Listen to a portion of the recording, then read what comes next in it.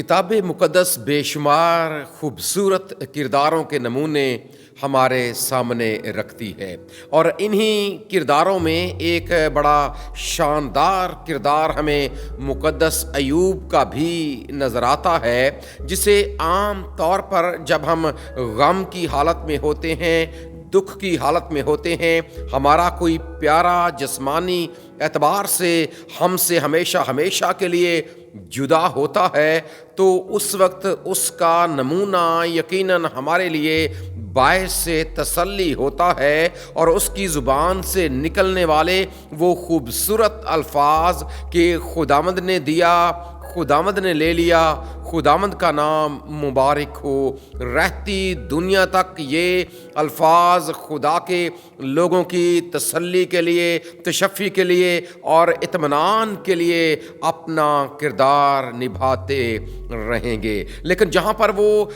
دکھ میں قائم رہنے اور دکھوں کی حالت میں اپنے خدا پر ایمان، یقین اور بھروسہ رکھنے کے حوالے سے جانا اور پہچانا جاتا ہے، وہیں پر اس کی کتاب کے آخری باب یعنی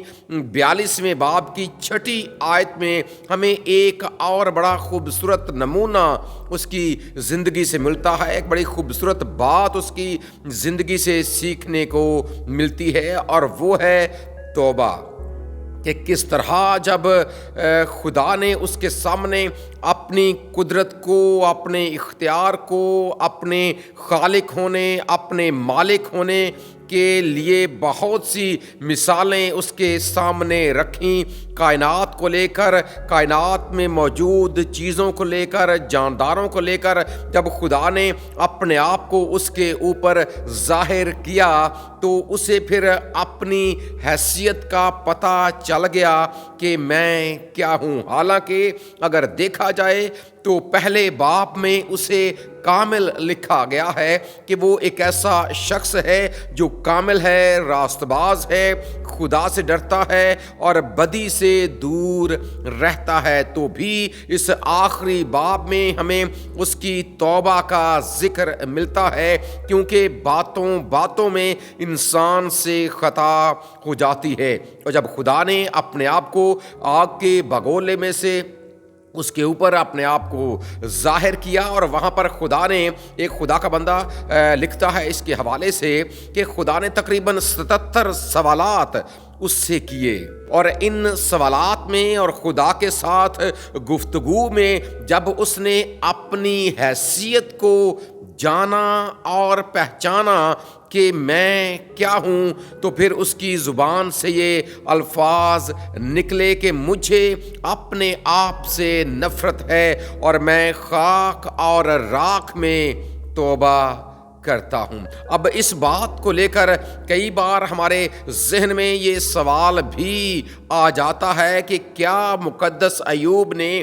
راکھ کا بدھ منایا تھا؟ یہ بات یاد رکھیں، اس میں کوئی شک نہیں ہے کہ ان دنوں چونکہ یہ ٹرم عام ہے اور مسیحی کیلنڈر میں یہ ایک بڑے اہم دن کے طور پر جانا اور پہچانا جاتا ہے، لیکن اس وقت یہ خاک اور راکھ کا تصور تو موجود تھا، لیکن ساتھ میں دن کے حوالے سے کوئی ایسی بات نہیں کی گئی کہ یہ بدھ کے روز ہی یہ واقعہ رونما ہوا تھا۔ اصل بات یہ ہے کہ جو مقدس ایوب کی زبان سے لفظ نکلے، اس نے اپنے آپ کو جانا، اپنے آپ کو پہچانا، اپنی حیثیت کو، اپنی ویلیو کو جانا کہ میں تو کچھ بھی نہیں ہوں، کیونکہ خاک اور راکھ کے جو الفاظ ہیں جب آپ ان کے اوپر نگاہ کرتے ہیں، ان کو سیکھنے کی کوشش کرتے ہیں، تو اصل میں جو خاک کا لفظ ہے یہ بنیادی طور پر فارسی زبان کا لفظ ہے، اور اس کا مطلب یہ ہے دھول، اس کا مطلب ہے مٹی، اور اس کا مطلب ہے جب کسی چیز کے بارے میں کہا جائے کہ یہ کچھ بھی نہیں ہے تو اس کے لیے لفظ खाक इस्तेमाल किया जाता है। और जब हम लफ्ज़ राख की बात करते हैं तो राख बुनियादी तौर पर हिंदी ज़ुबान का लफ्ज़ है और इसका मतलब भी ख़ास तौर पर वो है कि जब कोई चीज़ जल जाती है और जो चीज़ जल जाने के बाद उसकी बाकियात बचती हैं, जो राख बच जाती है, उसे असल में राख का नाम दिया जाता है। और इसका मतलब और मफ़हूम भी वही है कि वो चीज़ जिसकी कोई अहमियत या जिसकी कोई कदर नहीं है। और ये दोनों अल्फाज मुतरादफ़ के तौर पर भी इस्तेमाल होते हैं और असल में ये इंसानी ज़िंदगी के हवाले से या फिर इंसानी साख्त के हवाले से या फिर इंसानी वैल्यू के हवाले से ये अल्फाज इस्तेमाल हुए हैं। जिस तरह पैदाइश की किताब के 3 बाब की 19वीं आयत में खुदा ने आदम से मुखातिब होकर ये बात की थी कि ऐ इंसान तो खाक है और खाक में लौट जाएगा। और जब अय्यूब ने भी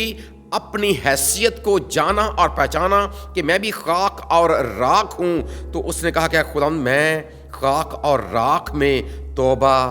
करता हूँ, यानी मैं वापस तेरी तरफ लौटता हूँ। तेरी कुदरत को, तेरे इख्तियार को मैं पूरे तौर से जान गया हूँ और पहचान गया हूँ। याद रखने की ज़रूरत है कि जब जब एक इंसान खुदा के फजल में तरक्की करता है तो अपनी नज़र में वो उसका अपना आप उसे उतना ही कमतर और बेहकीकत दिखाई देने लगता है। और मुक़द्दस अय्यूब के ये अल्फाज हमें इसी तरफ लेकर जाते हैं। और जो राख के बुद्ध का, हाँ इसमें कोई शक नहीं है कि ये एक कलीसियाई रवायत है। ज़रूरी नहीं है कि आप बुद्ध के रोज़ ये अमल करके या आप ये इस तरह की जो रस्म है वो अदा करके ही आप ऐसा कर सकते हैं। बिल्कुल भी ऐसा नहीं है, बल्कि ज़िंदगी के किसी भी मौके पर जब कभी आप खुदा के पाक कलाम को सुने, क्योंकि खुदा का पाक कलाम आपको इसी तरफ लेकर आता है कि सबसे पहले अपनी हैसियत को जाने और पहचाने कि आप गुनाह आलूदा फितरत में हैं, क्योंकि मिन्नू विच गुनाह दे जम्या मेरी माई। और फिर जब आप ये समझते हैं कि मुझे एक नजात दहिंदे की ज़रूरत है, तो फिर खुदा का पाक कलाम आपको तौबा की तरफ लेकर जाता है कि अपने गुनाहों से तौबा करें, खुदावंद यीशु मसीह को अपना शख्सी नजात दहिंदा कबूल करें और हमेशा की ज़िंदगी के वारिस बन जाएं। यही वो राख के बुद्ध का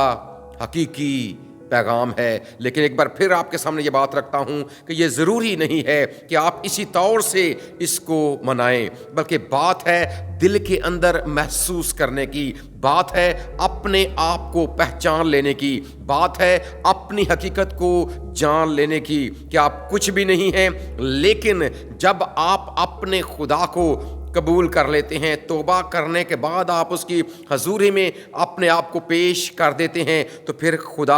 आपकी इस ज़ीरो हैसियत को एक बहुत बड़े मर्तबे में और रुतबे में तब्दील कर देता है। और वो ये कि आप एक गुनाहगार से उसके बेटे और उसकी बेटियां बन जाते हैं। जिस तरह खुदा का बंदा मुकद्दस यूहन्ना लिखता है कि जितनों ने उसे कबूल किया उसने उन्हें खुदा के फर्जंद बनने का हक बख्शा। हमारा खुदा हमें ऐसा ही करने का फजल अता करे। आमीन।